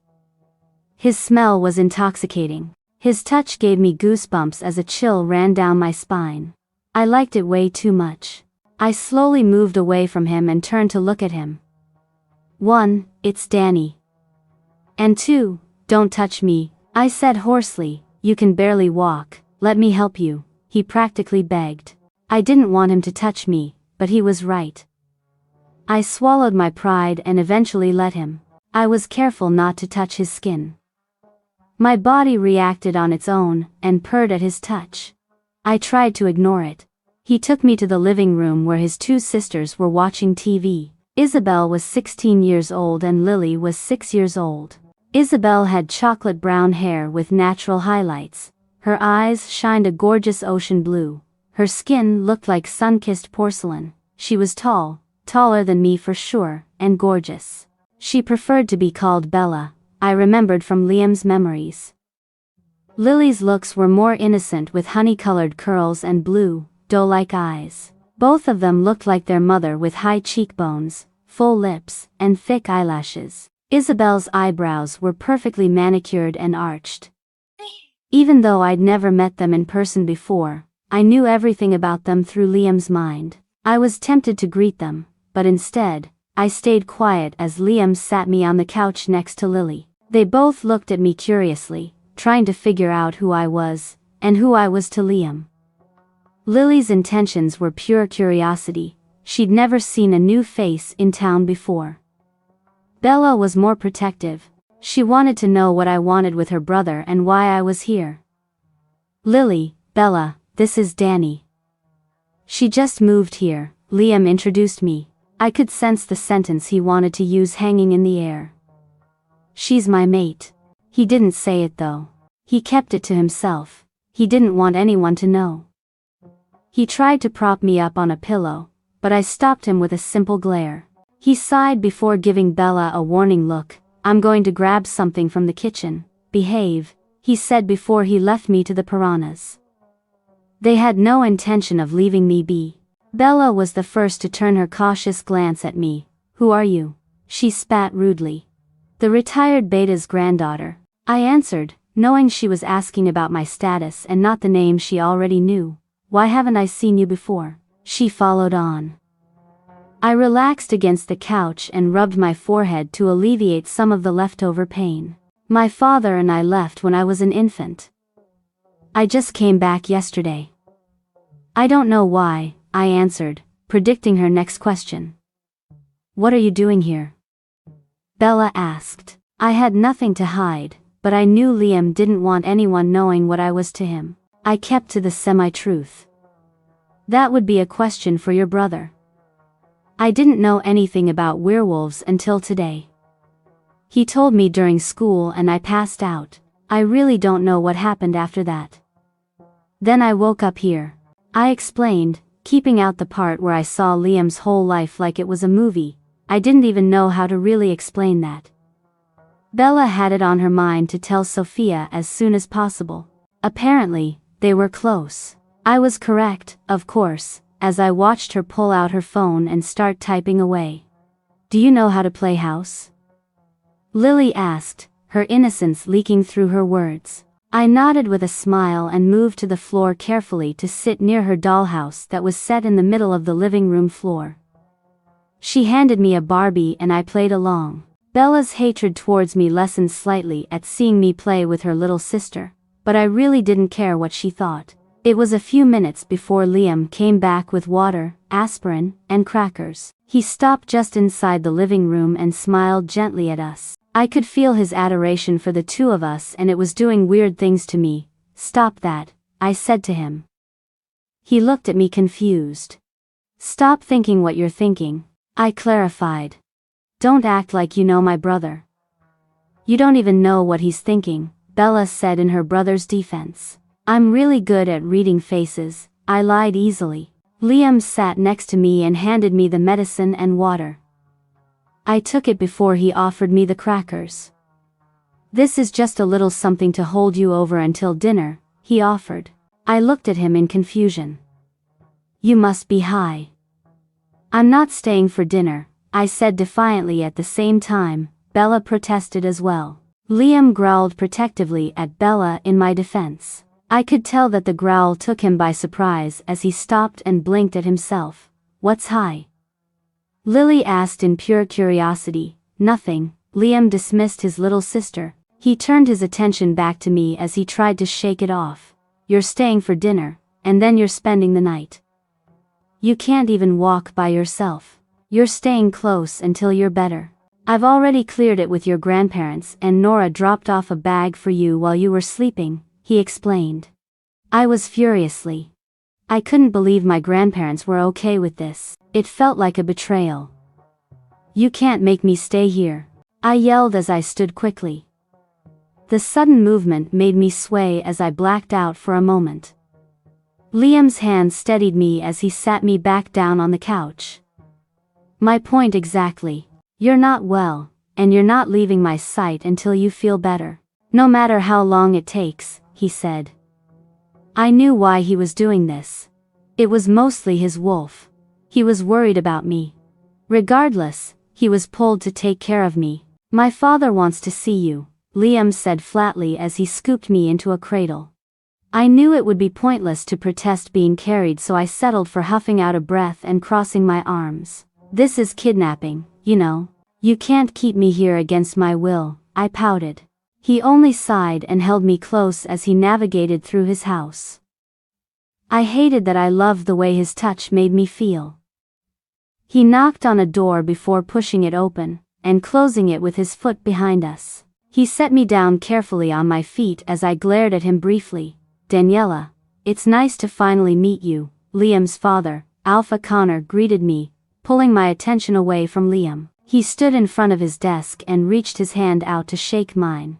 I looked at it hesitantly. I didn't want to be rude, but the last time was too much.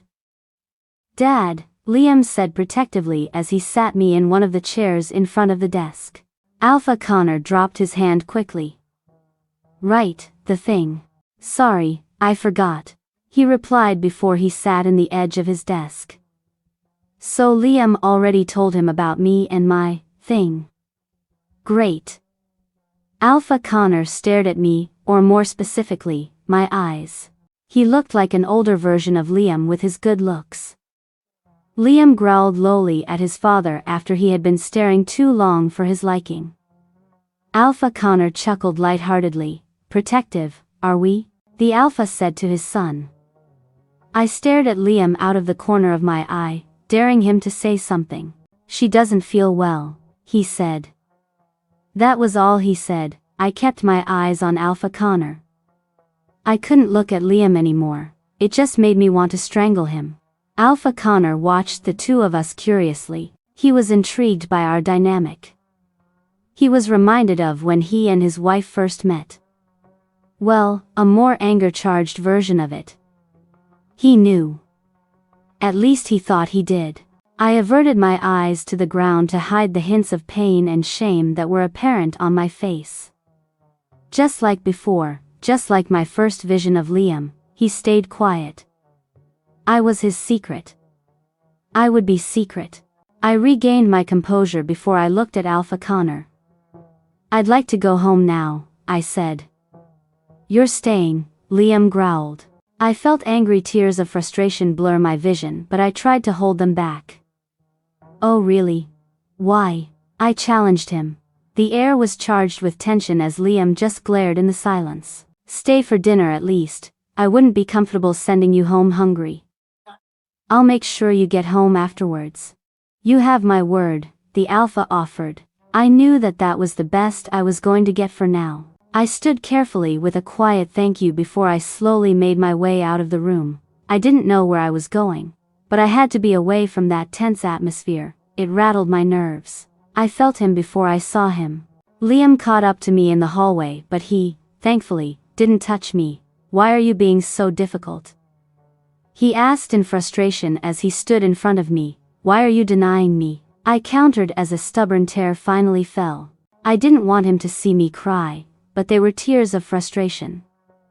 I wished that I'd never touched him in the woods.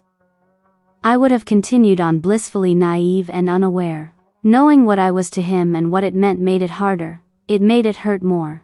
He didn't answer me as he released a breath and looked away from me. He didn't say it, but I felt his answer.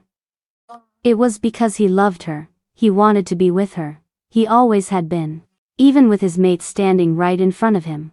I thought so, I said softly. As another tear trailed down my cheek.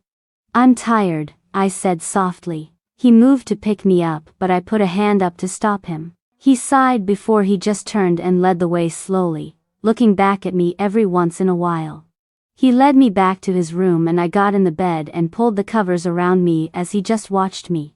I felt like protecting myself from his stare by throwing the blanket over my face, but that felt childish, so I turned over to give him my back instead. Danny, I'm sorry, really. I just want to make sure you're okay. He apologized. That's not what this is about and you know it, I said bitterly. Just, leave me alone, please, I asked. He hesitated before he eventually sighed and moved to somewhere else in the room. He set a pair of sweatpants and a shirt on a chair in the room. In case you want to shower, he said. He gave me another look before he left, closing the door behind him. I sat up and stared at the clothes. It looked like he'd had the sweats for a while. They didn't look like they could fit him now, but they looked loved. A shower actually sounded wonderful. I gingerly took the clothes to the bathroom and set them on the counter of the sink as I stared the water in the standing shower. I looked through different drawers before I finally found a towel. I still felt weak, but a shower was too tempting to deny. I stripped my clothes from my body and tested the water before getting in. The hot water that pelted my body was relaxing. I let out a breath in content as I let my eyes close. I let the water run over the top of my head and soak my hair so the water touched every inch of my body. The steam only intensified the pine and mint smell mixed with the smell of fresh rain and mangoes. The combination was calming. I knew it had a lot to do with Liam's scent, but I accepted it in my solitude anyway. By the time I got out of the shower, I felt a lot better. I could walk a little easier, and I didn't feel as weak. I dried myself off before drying my hair as well. When I went back to the bedroom, a backpack sat on my bed. I looked inside to see my toiletries. I sighed and found my brush before running it through my hair. It was calming and therapeutic, and I ended up doing it longer than necessary. The door swung open and I expected Liam to come back with his tail between his legs, but it wasn't him. Compared to the alternative, I wished it was him. I could easily sense her fury and jealousy. She didn't just show up to talk. She intended to intimidate and harm me. Bella must have gotten very creative in that text, definitely leaving out the part that I didn't even want to be here. What the hell are you doing here? She asked heatedly. Liam is forcing me to stay, or did Bella forget to mention that part? I sat indifferently, knowing that it wouldn't make a difference to her. I was too tired for her crap. She shook her head. You're lying, she insisted. Why would he want you here? Why are you wearing his clothes? She asked. I took a shower, I said, only answering the last question. Take it off, she growled. I'd rather not be completely naked, I countered. Where is Liam? She yelled at me. Hell if I know, I shrugged. If she wanted to be mad over something that wasn't even my fault that was on her, she should have been talking to the one forcing me to be here in the first place. But of course, she would never blame him. Are you looking for Liam, Sophia? Luna Addie asked as she stood in the doorway of the bedroom. Sophia and I both whipped around to look at her. Neither of us heard her entrance. The quick motion unsteadied me slightly. Luna Addie's full name was Adelaide, but she preferred Addie. She was a vision of beauty, pose, grace, and perfection. She was always a great mother to her kids and she cared greatly for her pack. Her wavy brown hair was pulled away from her face and into a ponytail. Her cheekbones sat high near her almond-shaped hazel eyes. Her figure was to die for. She was tall with curves in all the right places. Her athletic build was accentuated by her compression tank top and black spandex capris. She looked like she just finished working out. She knew the real reason Sophia was here. She seemed to know that Sophia saw me as a personal threat, but felt the need to protect me, almost motherly. Luna Addie played unaware on purpose. Sophia bowed her head slightly in embarrassment for being caught by the Luna with her green monster showing. Why, yes, I am, Luna. Have you seen him? Sophia answered terribly. It was clearly a lie. She already found what she was looking for. He went for a run. You can probably find him out back. But please make your visit quick. We're having company for dinner tonight. Luna Addie answered diplomatically. Sophia thanked her quietly before giving me a look that told me to back off. He would always be hers. As if I didn't already know that. I released a breath as my eyes stung again with unshed tears against my will. I didn't want to feel so strongly towards Liam, but I hated Sophia for being in the way. It had only been a day and I was already tired of my babyish reaction to a fact I knew from the start. I hated knowing. I attempted to dry my face discreetly as I faced Luna Addie again. I'm Luna Addie. You must be Danny, she introduced herself to me. I nodded, not trusting my voice at the moment.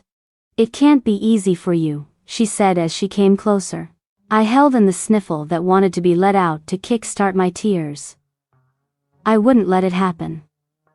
I don't know what you're talking about, I lied.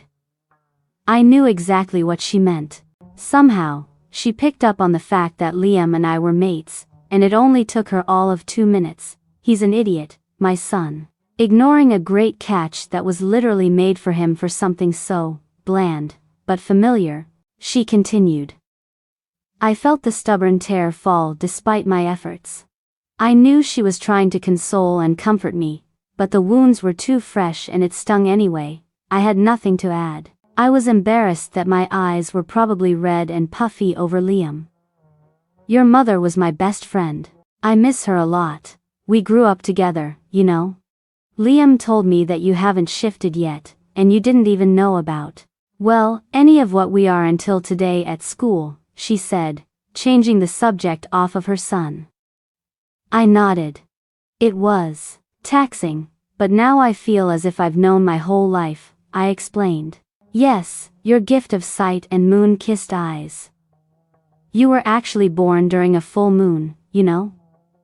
I was actually there. You almost didn't make it. Your heart stopped while you were still in the womb, but your mother refused to let you die. They wanted to send her in for an emergency C-section, but they feared they were already too late, so Beck used her own claws to rip her stomach open to get you out. The bleeding was too much though, and there were only enough available hands to work on one of you. You still weren't breathing, and your mother wouldn't let them touch her until you were awake and crying, but by the time that happened, it was too late for your mother, Luna Addie explained, throwing herself back in time.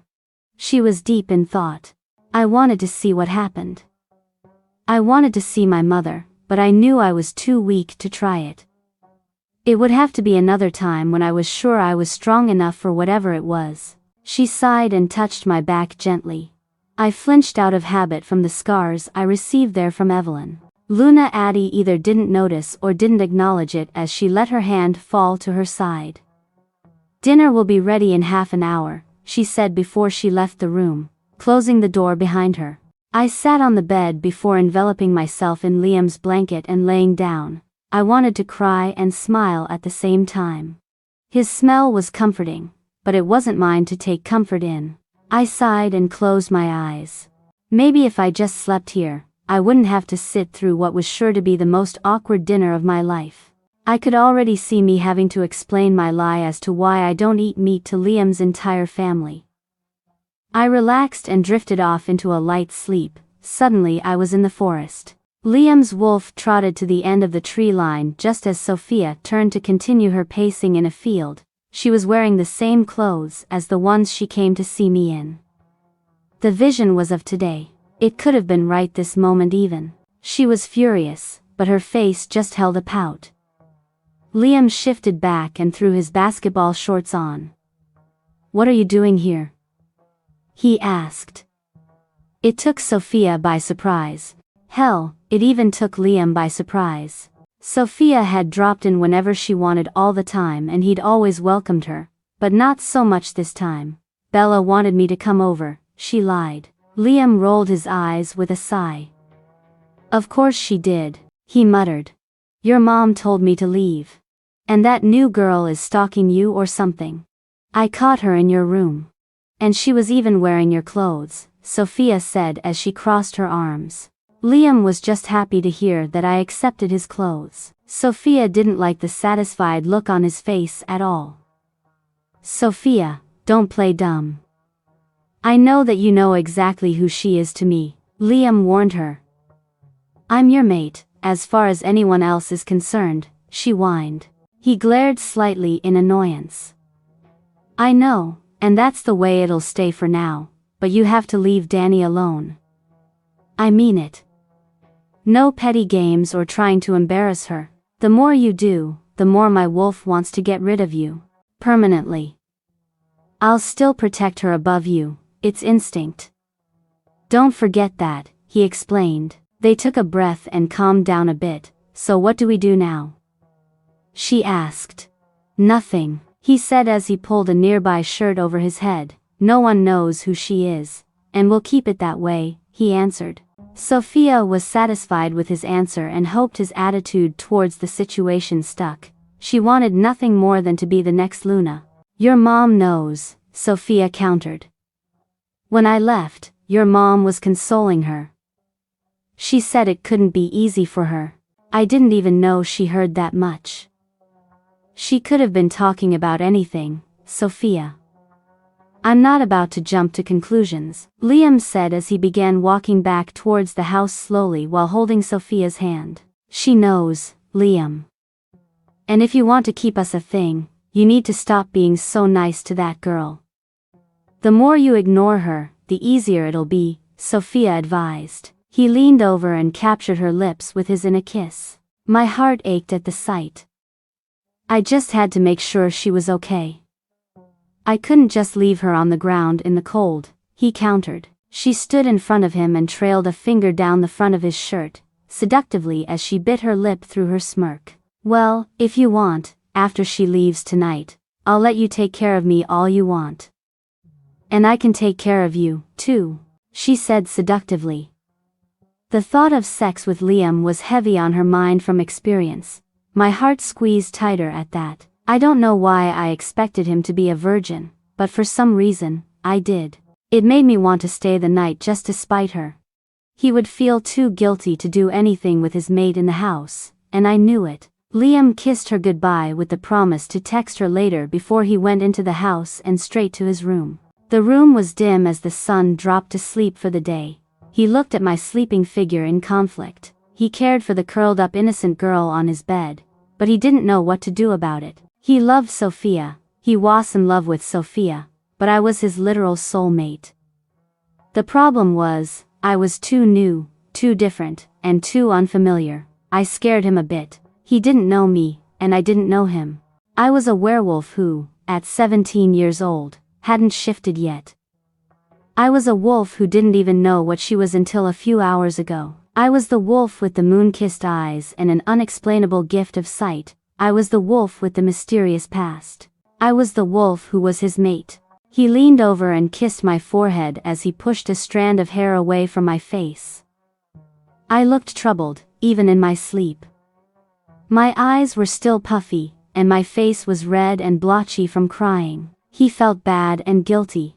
He knew he was the cause of my tears, but it still wasn't enough to make him change his mind. I woke with my headache gone. Someone was shaking me gently. My eyes opened in the dim room and adjusted to see Liam. He was sitting on the edge of the bed near me. My eyes spilled over with tears from the dream that I knew was reality. I sniffled as my body shook with silent sobs. I was too tired to have my guard up. Liam was instantly worried. Hey, it's okay. It was just a bad dream, he tried to console me. It only made me angrier because I knew it wasn't a dream. I shook my head. It wasn't a dream, I cried. What happened? He asked as his hand moved to my shoulder to comfort me. I jerked away from him angrily. It was insulting that he was going to try to ignore me and comfort me at the same time. We know who she is, but no one else needs to know. Do nothing, just ignore her, I said, quoting him. And your mom does know, by the way. She called you an idiot, and rightfully so, I said, calming my tears slightly. He looked at me shocked. You saw all of that? Were you there? Did you follow me? He questioned. I threw the covers off of me and stood carefully. I didn't follow you, I was sleeping. I guess I dreamt it, I tried to explain. How much of it did you see? He had the audacity to ask. I narrowed my eyes at him as I crossed my arms. You know what, just take me home so Sophia can properly take care of you, again?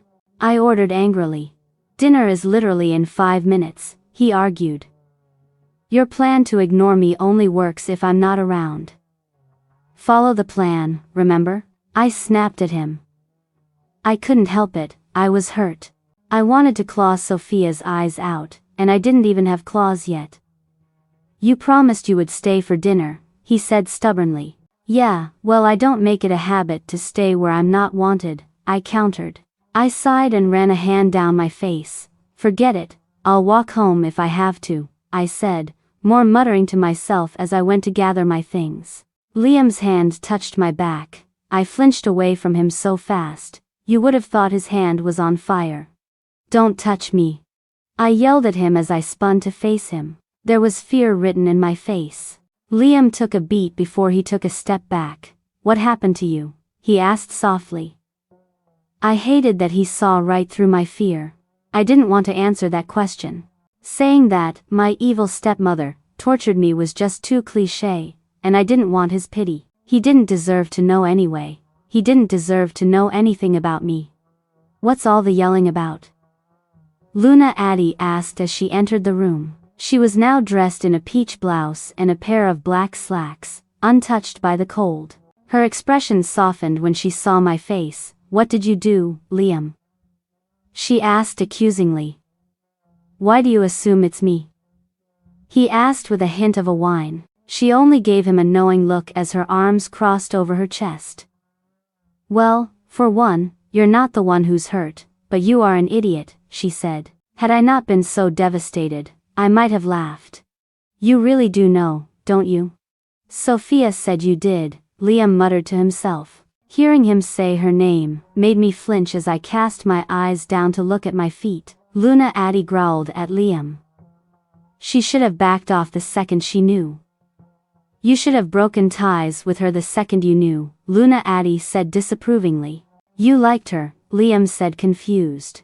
Because I thought she was a respectable girl. But if she was, she would have gotten out of the way the second you told her you found your mate. Both of you should be ashamed of yourselves, she chastised her son. Mom, Liam began. Don't start, she stopped him sternly as her eyes shot to him. I'm very disappointed in you, Liam. I thought I raised you better than that. You will not force this girl to do anything, especially when you won't even claim her as your mate. If she wants to leave, you can't make her stay.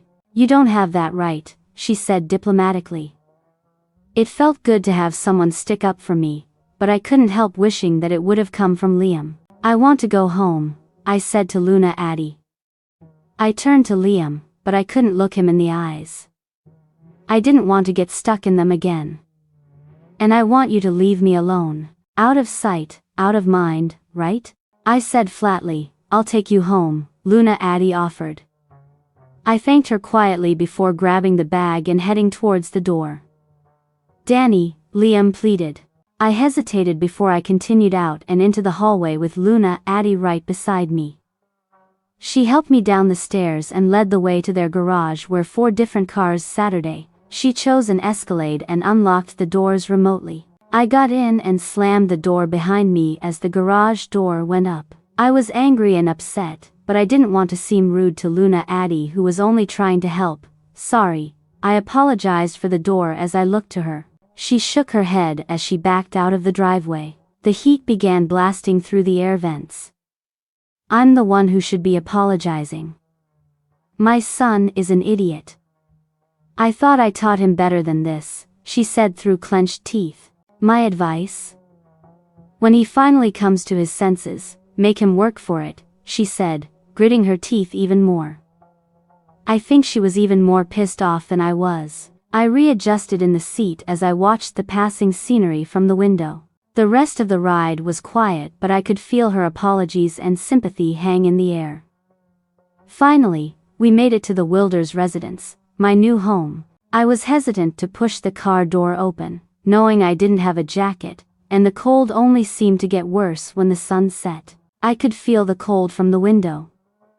"If you ever need anything, please don't hesitate to call me," Luna Addie said as she handed me a slip of paper with her number on it. I gave her a gentle smile. "Thank you," I said sincerely as I took it. I had a feeling I would be needing it. I put my hand in the door handle and prepared myself for the cold as I grabbed my bag from the floor of the passenger seat. "And if you don't feel like going out to school tomorrow, no one would blame you. Give yourself time, if you need it. I'll talk to Liam, but there's only so much I can do," she said guiltily. "You don't have to do that." "I want it to be his choice, not his burden," I said before I pushed the door open, and quickly made my way inside the house. As soon as the front door opened, my grandparents were on me like crazy on a vegan. They wanted to know what happened, and how the Miller's house was. I only flinched when they mentioned Liam. I was tired, and I just wanted to sleep for a while. Luna Addie brought me. I answered one of their questions. They looked confused. "You know about?" My grandma trailed off. I nodded. "I don't know what's happening to me, but when I touch people, I see things. Their intentions, their thoughts, their past." I touched Liam, and he showed me everything, but it made me pass out, so he took me to his house and wouldn't let me leave. Luna Addie finally bailed me out, I answered vaguely. Although they probably already knew that, seeing as they sent over my toiletries.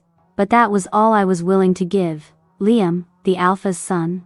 What did he want with you?" my grandpa asked innocently. I felt the tears threaten to kick up again, but I held them back as I took a breath and clenched my jaw. After a moment, I was finally able to speak again. "Nothing. He wanted nothing with me," I said softly, my voice betraying me at the end. By the looks on their faces and the feeling of pity I was getting from them, they knew. "He's your mate," my grandma said out loud knowingly. There was no sense in denying it. I nodded once slowly as I tried to swallow the lump in my throat. "I just want to go to bed," I said as I pushed the bag further up my shoulder and headed for the stairs. "Have you had dinner yet?" "We made a vegetarian-friendly pasta," Grandma Nora offered. I couldn't even think about food with the way my stomach was churning. "Thank you, but I'm not that hungry," I muttered before I disappeared up the stairs. I took a quick shower before burying myself in my mother's blanket. The smell was calming, but I still felt the hollow ache in my chest. I'd never stayed in one place long enough for a relationship, but this is what I imagined a really bad breakup felt like. One thing I knew for sure though, there was no way in hell I was going to school tomorrow. My grandparents must have known I wasn't leaving my bed because I wasn't bothered at all the next morning. I wasn't completely devastated about Liam, but I sure as hell didn't want to face him, or them together. I woke on my own accord at 10 a.m. I felt sluggish and sick. I didn't have the motivation to move, so I didn't. I only got up to use the bathroom occasionally. I was too embarrassed to face even my grandparents. I was left alone, but I could sense when one of my grandparents would stand outside the door, tempted to check on me, only to change their mind at the last moment. They were trying to respect that I wanted to be left alone, but they were still worried about me. I, being too embarrassed to leave my room, decided to use the time to try and Google about my newfound abilities on my laptop. The empath stuff came up no problem, but the rest of it was a bit hard to make sense of. Of course, searching about the visions just pulled up a bunch of ads for psychics. I tried searching for things related to the moon goddess and werewolves. I just ended up with a lot of stories and folklore. I was so engrossed in my research that I didn't leave the house for the next week as I tried to make sense of what was happening to me. If I were honest with myself, I was scared to be around people when I didn't know what the consequences would be. Plus, it was a good way to get my mind off of Liam, and it only worked half of the time. He wasn't consuming my every thought, but he did come to mind every now and then. The most interesting thing I found during my research was about the moon goddess. There were stories of the moon goddess having the power to grant love and punish the evil. Another story said the moon goddess was directly connected with the fates and could see the future to protect her creatures, the wolves. The depiction from Werewolf Knowledge is a glowing figure with flowing white hair, glowing skin, and blue orbs for eyes with irises that mirrored the moon like mine did. It had her in flowing gray, Grecian-style clothing that seemed to flow around her without the need for wind. My research for moon-like eyes got a completely different result. There was a lot of speculation about what it meant, and plenty of forums to prove it. I sighed heavily as I leaned back and took a break. It seemed like it was just something I would have to discover on my own. After the first week of research, I moved on to trying to control whatever was happening to me. I started by focusing on my grandparents' thoughts whenever I saw them or felt them outside my door. The more I practiced, the clearer their thoughts were. It wasn't just a feeling anymore. It was as if the words of their thoughts were scrolling across the bottom of a TV screen. It wasn't so loud that it was all I could think about. I worked on turning it on and off, although that was proving to be a lot harder. I was wondering when you would stop running from your gift, a voice said from inside my room. I knew that voice. I despised that voice. I turned slowly, praying it was just a trick of the mind, but lo and behold, there she was, perched on my vanity with her legs crossed. I couldn't help the way my heart sped up in fear as adrenaline ran through my veins. You're not real. You died, and I'm just going crazy. This is another weird tic, that's all, I said, trying to convince myself and make her disappear. I backed myself into a corner and slid my back down the wall until I was curled up with my knees in my chest. She rolled her eyes and hopped down from her perch. I am real. You're not imagining me. I know you can feel that much, she said as she came closer. She was right. I felt a pull of connection to her, even though my brain was telling me to fear her from history and habit. She smiled as she motioned to herself, surprise. I'm not really dead, she said sarcastically. I wanted to cry and scream for help, but habit told me to keep my mouth shut out of self-preservation. I didn't want to make it worse. How? I asked in a whisper as I tried to hold my tears back. She sighed and sat on the edge of my bed. Well, for one, I can't actually die because I'm immortal. But if you want the actual steps of how I did it, I staged the accident, used a little magic to look dead, and then waited until you got older, she explained. Magic? I asked. She sighed and rolled her eyes. I had to keep you in the dark when it came to your abilities. You were too young. Your father was the one who wanted to keep your wolf heritage a secret. Although, he should have just told you. Why do you think I stuck around? She asked. I shrugged. You got a kick out of torture? I guessed. Her eyes went fiery, literally. Her irises turned to flames for a quick second before she calmed down a hair. I did not get a kick out of torturing a child, but it was the only way. The whip I used suppressed your abilities. It was enhanced that way a long time ago by a very old and very powerful goddess. You were a child, I had to at least pretend there was a reason for it, and when your powers did surface, I had to make you forget, which is where the force-fed chicken came in, she explained. Evelyn was alive and standing right in front of me. My brain was still trying to process that. Why did it involve torture? I asked, too scared to relax. And why leave when I was 12 if that was the case? I added, I left because it was time for you to begin learning, but he never told you, she explained. As for the torture, the magic was not set up by me. Witches created their tools to restrict abilities and memories from enemies, not children. I couldn't control the form it came in, she answered. So, you want me to believe that you beat me to protect me, from myself? I asked confused. She nodded. I tried to read her to see if she was telling the truth, but I was getting nothing from her except a strange sense that we were connected. It felt like I was trying to read myself. I couldn't find her thoughts no matter how hard I concentrated. She rolled her eyes at me. You won't be able to read me, child. I'm not immortal. My real name is Arianrod. I am the goddess of the stars and the sky of Welsh origin. Goddess of beauty, the moon, and magic. More commonly referred to as the moon goddess by my children, but I prefer Arya, she explained.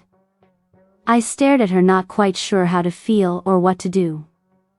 I didn't believe it. That would mean that my childhood nightmare was the moon goddess herself. It was impossible. You can't be. There's no way, I said, trying to come to terms with what was happening, if it was even real. She wasn't the glowing white figure depicted from Liam's memories. This was Evelyn, not the moon goddess. She sighed heavily before she stood and changed into the exact depiction I was thinking of. My eyes bulged. Had I not already been sitting, I would have fallen over. She wasn't kidding. This, she said, motioning to her body, as it lit up the room. I had to squint with how bright she seemed to glow, is just for flash. People fear you more when you look nothing like them. But I prefer my true Welsh image, she said, changing back into the red-headed figure I was more familiar with. I'm dreaming. I have got to be dreaming, I said to myself as I looked away from her. I would slap you to prove otherwise, but you would only freak out more. You have seriously got to toughen up. I thought I would have helped you in some way by showing you the world can be a lot crueler than you know. But you're even more timid if that's even possible. Pull up your big girl panties and respect your gift. You're the only one who has anything like it, she said. I have no idea what I'm doing. I don't even know what I can do, or if I can turn it off, or if I'll pass out every time I use it even if it's an accident, I rambled. That was because of the new moon. That's why I'm here. Watching you suffer was getting pathetic. You haven't left this house in 2 weeks, and for no other reason other than the fact that you're embarrassed. I even made the full moon closer to help you feel more energized and you didn't even notice. Do you know how often I pull the moon closer? Not often, she complained. She reminded me of an upset teenager. A giggle escaped my lips and I felt a little better. So you're going to teach me? I asked unsurely. I was worried that teaching involved more whips and undercooked chicken. No, not in the way you think. Like actual classes, no pain, just strain because you've never done it before. You are my earthly representation after all, and you're embarrassing. Hiding from your mate and always feeling sorry for yourself. Grow a pair. Liam will come around, he's just being childish right now. And Sophia will get hers, too. There's an order of things in this world, she's going against it. The moon goddess, Evelyn, Arianrod, Arya said. I had no idea what to call her, she wore too many hats. I was offended and relieved at the same time. What do I call you? I asked, confused. She laughed, something that sounded like clear crisp bells. Arya will do. Evelyn seems a bit evil, doesn't she? She asked as her head tilted slightly, her perfect red curls falling over her shoulder slightly. I nodded slowly. She chuckled as she stood in front of me and offered me a hand up. I hesitated before I took it and stood in front of her. Her hands brushed my hair behind my shoulders before she placed a kiss on my forehead. I instantly felt 10 times better. My anxiety was gone, and I felt confident and happy. You're going to be just fine, she promised. What was that? I asked curiously. A temporary mute on your visions until I can teach you how to block them out yourself. Tomorrow, you will go to school, and you can touch people without your eyes going all lunar. We'll start training tomorrow when you get back. It's a gift, not a burden, she explained before she disappeared. I felt better. The next morning, I didn't hate the thought of going to school. My grandparents looked shocked when I came down the stairs. I was already fully dressed and eating. Not that I wasn't eating before, but I was downstairs and out of my room. They watched me silently as I smeared butter on my toast and sat at the bar. Hi, my grandpa finally said unsurely. I chuckled when I noticed their faces. I feel better. You can stop looking at me like that. Oh, can I catch a ride to school? I asked. Grandma Nora nodded, still quiet. Are you sure? She asked. I nodded with a small smile on my lips. I can't hide in my room forever, I shrugged. They both nodded slowly. After a very quick breakfast, I grabbed my school bag and met my grandma at the truck. She glanced at me out of the corner of her eye the whole ride until we eventually parked in front of the school. "You can always call me if you want to come home early. I'd understand," she said. I kissed her cheek. "Thanks, Grandma," I said before I grabbed my bag and stepped into the freezing cold. I made it inside quickly and was instantly greeted with stares. It was like the first day all over again, but surprisingly, this time, it didn't even faze me. I went to my locker and found it stuffed with school books for my subjects. "I asked for your schedule and got the books you needed in case you came back," Maya explained from beside me. I smiled as I turned my attention to her. "Thanks, Maya. I really appreciate that," I said genuinely. She looked at me cautiously, like I would fall apart at any moment. I chuckled. "I'm fine, Maya, seriously," I assured her. I felt like I was about to be reassuring people all day. "You would think someone died." "If you're sure," she said, not at all convinced. It felt good, not to feel completely embarrassed or sad, even if it is only temporary. I wished Arya had come earlier with this stuff. Although I still wasn't sure how I felt about that whole ordeal either, Maya said a quick goodbye before heading to her class. I started making my way to mine. I made it just before the bell, taking the same seat I had the first day, all the way in the back. I almost forgot Liam had this class too, until he walked in after the bell. His eyes immediately found mine. I stared back at him, not backing down this time, and not feeling completely infatuated either. He sat next to me and turned his full attention to me. "Danny, he started in a hushed voice. He looked guilty and apologetic.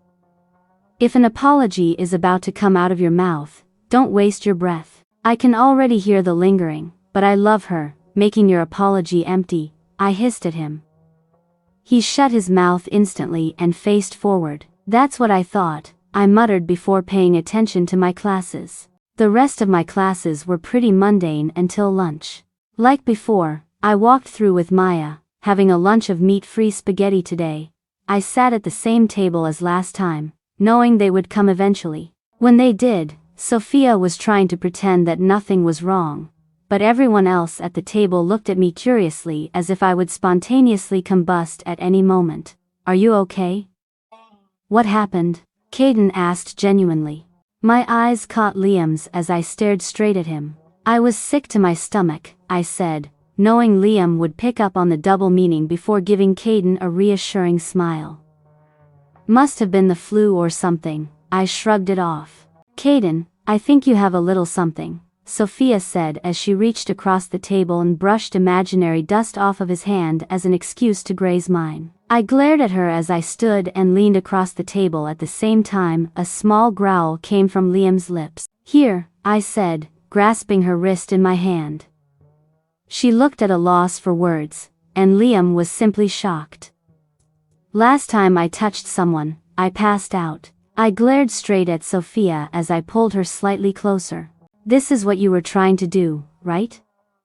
I told you already, there was nothing weird going on with my eyes. And I get that you're threatened by me because you don't have the security of actually being Liam's true mate. But trust me, I don't want him either, honey," I said before dropping her hand and sitting back down in my seat. Everyone at the table was quiet as their eyes bulged. As far as they all knew, Sophia was Liam's true mate. "Of course they're mates," Caden said unsurely. I shrugged as I started examining my nail beds. "They're not, actually. I met Liam's mate, poor girl. They both know who she is and where she island, but Liam here is too embarrassed to tell everyone the truth. He'd rather live in his lie," I explained. "She's okay though. If he was too much of a coward to acknowledge her, she's better off without him anyway," I said, looking straight at Liam as I said so. "That girl could be lying," Sophia challenged. I smirked at her. "The moon goddess doesn't lie though. And when the information is coming straight from her, well, I believe her. It's not wise to question a goddess, after all," I answered confidently. A murmur went around the table but Liam's eyes stayed on me. I could feel the fire and joy behind my eyes at Liam's expense, but I didn't care. I met his stare head-on and refused to back down. "Can I talk to you for a moment, in private?" he more ordered than asked.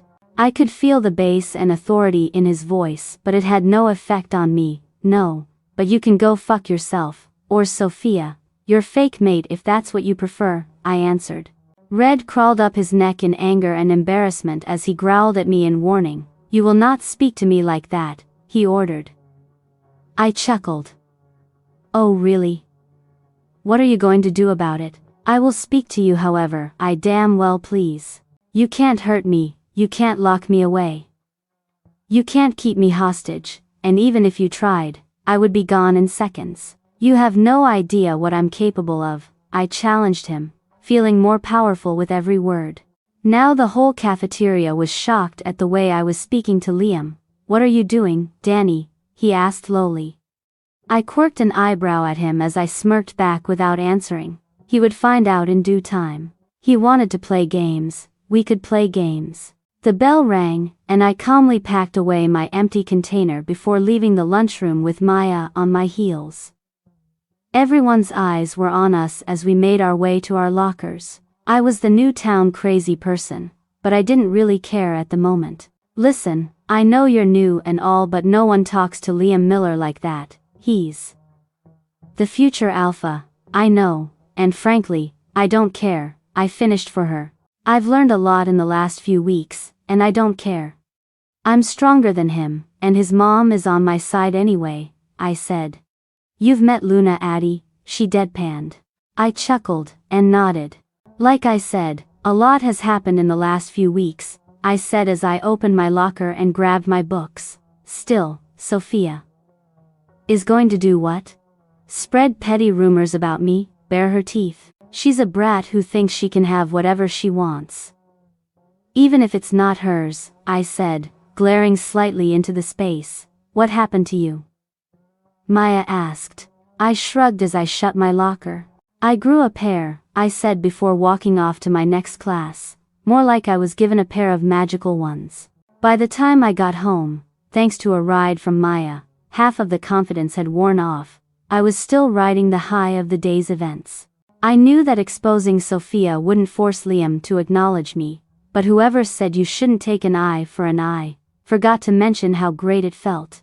My grandparents weren't home yet. They were out doing errands or something based on the note they left me on the kitchen counter.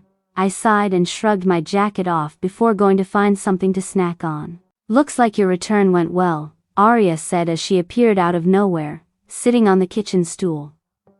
It made me jump and I damn near dropped the bowl I was holding. I found some leftover vegetable soup to warm up and popped it in the microwave. "You could say that," I said as I finally turned to face her as I leaned against the counter. I couldn't help the wide smile on my face. "What did you do to me yesterday?" I asked. She smirked. "I told you, it was just a bit of a confidence boost." "We're connected, Daniella," she said. "You never really elaborated the how," I noted. She sighed and rested her chin on the palm of her hand as I pulled my soup from the microwave carefully. "You're like my earthly being. You are your own person and all, and you live like every other wolf. But there are perks. You have a direct line to my powers. All of them: seeing the future, sensing danger future and current, strength with your wolf, seeing people's true intentions and memories, healing people and things, blah, blah, blah, and you're nearly invisible. You can still be killed, but it's more difficult. You have a direct line to me. If you call me, I'll hear you first and come if you really need it. I'm an extra power source for you, which you might need during a full moon because that's when you're most vulnerable. Try not to do too much during new moons. It'll drain the shit out of you. It's when you're the weakest. It's the whole reason you passed out last time." "Great timing with that, by the way," she said sarcastically as I grabbed a spoon and began eating as I listened. "Why does a new moon weaken me?" I asked, before testing the next spoonful I had raised to my lips. "Well, the moon is your main source of energy. I'm not actually a human or wolf, so I'm not bound by the earth. I get the moon's full powers all the time, but you have to be more careful. A new moon has the power to make you as weak as any other wolf for that day, and only a day. You have other sources to pull energy from, but you have to make more of an effort to do so. On the other hand, a full moon can triple your strength and power, she explained as I slurped on my soup,